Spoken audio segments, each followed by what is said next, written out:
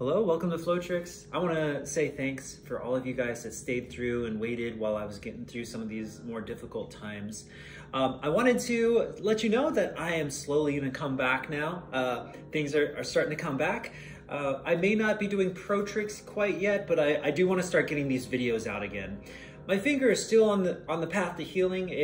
While it's not broken anymore, it's frozen and I can't get it to fully bend. I can bend it about that much right now. So I thought I would show something that doesn't require the use of me being able to have to grip the chucks, as well as give you something to do.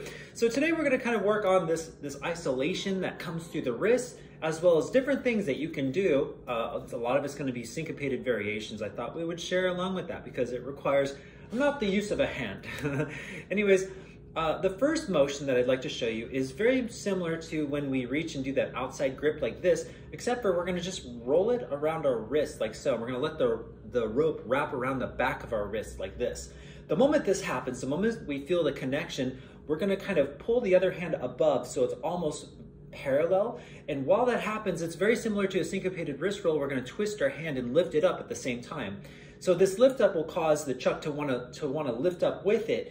And basically what's gonna happen is it's gonna lift up to the inside of the hand. You could even just like, once you wrap the rope and with the hand facing towards the outside, you can kind of see how what we're trying to do is get the chuck to roll to the inside of, kind of close by the chest. So it's gonna come inward. And what that will do is that will cause it to wanna roll into the front. So we get this to wrap around like so. We make sure that the hand is outside of the chuck. The hand is outside of the chuck. It's not on the inside here. We won't be able to wrap it. It'll just get stuck on our wrist otherwise.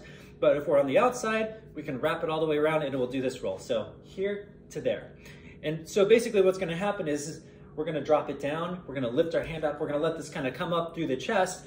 And as it comes up through the chest, we can kind of sneak it down to the wrist. It'll automatically just kind of wanna walk itself down to the back of the wrist and we'll have it like so. So here to there, whoosh, like that.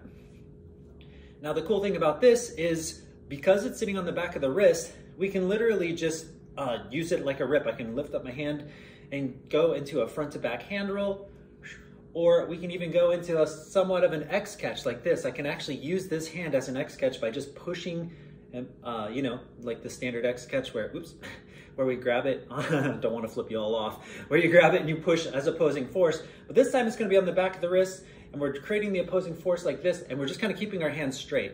So we have two options here. We have this, where it's a rip, or we also have this one where it becomes something of an X catch. When you do it like an X catch too, since the hand is still lifted upwards, we can pull this towards our chest and we can come up with a back to front hand roll. So if I pull my hand backwards like this, you're gonna notice that we just all of a sudden created a vertical motion. So again, get the wrap, get the X catch, keep the hand lifted up, pull this towards the chest, and now all of a sudden we have this hand rolls. Whoosh, whoosh, oops.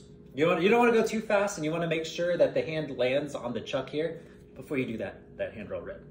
So that's just some options that you can do. There's so many more. You can get this wrap over here, and if you really think you can do it too, you can push it the opposite way and create almost like this reverse roll that happens. So now we're going to just push it right back to where it rolled from, and it's going to be very similar to a rotor pass throw, how we do that similar grab, except for it's going backwards. So basically we're pushing it through, and the moment that the chuck is just about to fall off, you're gonna have to do this a little bit fast, but the moment the chuck is just about to fall off, right here, you're gonna notice if I didn't catch it right there, the whole thing would rotate off. I'll show you what I mean. Here, you see how it just fall off? You're catching it right before it falls off, and then you can basically, well, keep the chuck going with that hand. So those are three really cool techniques. I hope you enjoy. And again, thank you for your patience. I know it's been a while. So slowly but surely, the videos will come a little bit slower, but we're gonna start pushing things back and get things back in motion. So thank you again for your patience. And let me know what you think about these chuck techniques. All right, take care.